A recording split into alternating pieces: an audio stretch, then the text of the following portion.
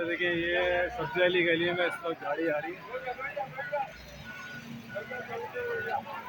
में anti encroachment, गैर कानूनी तजावज़ात और ये फुटपाथ वगैरह जो है उसको तोड़ा जा रहा है।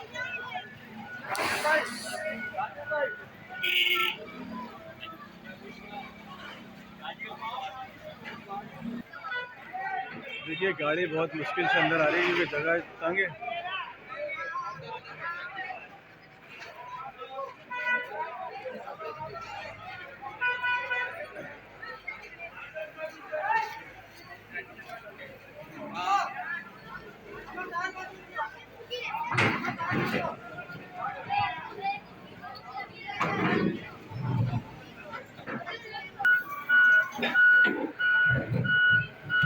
ये देखे मेरे भतीजे की शॉप है।